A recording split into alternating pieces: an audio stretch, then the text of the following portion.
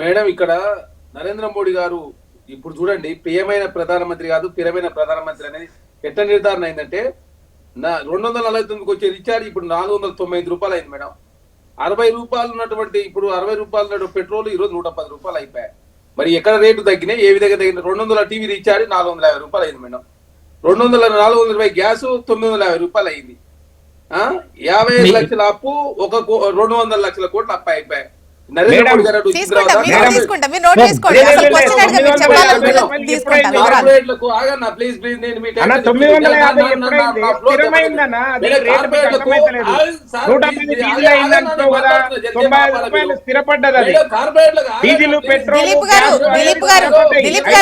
మీ voice తీసుకుంటాను. Question లేకుండా మీరు చెప్పాలనుకున్నది మీరు చెప్తారు. ప్లీజ్ నోట్ చేసుకోండి దయచేసి. మేము మొదటి చెప్పి కార్పొరేట్లకు మీరు 1,86,000 కోట్ల రూపాయలు మీరు 10% కార్పొరేట్ ట్యాక్స్ తక్కువ చేయడం తోటి 1,86,000 కోట్ల రూపాయలు చేశారు. మీరు ఉద్యోగాలు కల్పించినప్పుడు వాళ్ళకి ట్యాక్స్ తక్కువ చేస్తే బాగుండేది. మీరు ప్రొడక్షన్ పెంచుకోవడం చెప్పి ట్యాక్స్ తక్కువ చేస్తే దాంతో వాళ్ళు ఏం చేశారు, ఎక్కువ రేటుకు తెచ్చినటువంటి అది అప్పులు తీర్పించుకొని తర్వాత దాంతో రాష్ట్ర ప్రజలకు కానీ దేశ ప్రజలకు కానీ ట్యాక్స్ రూపాయలు రాలేదు. అదే కార్పొరేట్లు జీతాలు కూడా పెంచిన పరిస్థితి మనం చూసినాం. 10.4% నిఫ్టీలో 500 కంపెనీల లాభాలు పెరిగిన పరిస్థితి మనం చూసినాం 10% పైగా. కాబట్టి నరేంద్ర మోడీ గారు ఎంతసేపు కార్పొరేట్ మేలు చేసే ప్రయత్నం 18 లక్షల కోట్ల రూపాయలు రైట్ ఆఫ్ చేసింది మేడం. 10% కార్పొరేట్ ట్యాక్స్ తక్కువ. మీరు ఉద్యోగాలు కల్పించినప్పుడు మీరు ట్యాక్స్ తక్కువ చేస్తే కరెక్టే. ప్రొడక్షన్ పెంచుకుంటే ట్యాక్స్ తక్కువ చేస్తే చెప్పడంతో వాళ్ళు ప్రొడక్షన్ పెంచింది లేదు, దాంతో కార్పొరేట్ మేలు జరిగింది తప్ప ఈ దేశంలో ప్రజలకు మేలు జరిగింది. అదే కాకుండా జిఎస్టీ స్లాబ్ల మూలంగా మేము మొదలు చెప్తా ఉన్నాం, తెలంగాణకు కావచ్చు రాష్ట్రాలకు అన్యాయం జరుగుతుంటే జరగదు.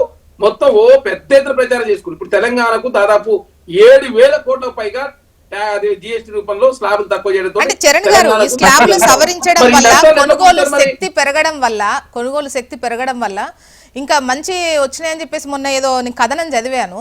లేదు మేడం, 7,000 నేను చెప్పింది మొదటి నుంచి కాంగ్రెస్ పార్టీ చెప్పింది 7,000 కోట్ల రూపాయలకు సంబంధించి పైచిలకు జిఎస్టీ రూపంలో తెలంగాణకు గతంలో వచ్చేదానికన్నా ఇప్పుడు తక్కువ వస్తా ఉంది.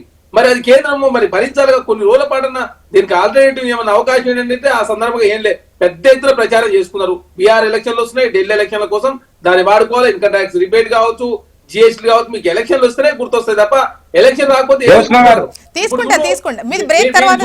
ఇప్పుడు కార్పొరేట్ మేలు చేసే ప్రయత్నం తప్ప ఈ సాధారణ ప్రజల కోసం మీరు చేసింది ఏమీ లేదు. అదే కాకుండా ఇక్కడ చాలా స్పష్టంగా ఎంతసేపు 4వ ఆర్థిక వ్యవస్థ అని చెప్పేసి పెద్ద ఎత్తున ప్రచారం చేసుకుంటాం తప్ప అరే మన పరిస్థితి 1000 మంది ఉంటే 100 రూపాయలు సంపాదిస్తున్నాం అండి. 100 మంది 1000 రూపాయలు సంపాదిస్తే ఈ దేశం అభివృద్ధి పదంలో ముందుకు పోతుంది. 7వ 8వ శతాబ్దంలో భారతదేశం ప్రపంచంలో 25వ స్థానం ఉన్నది.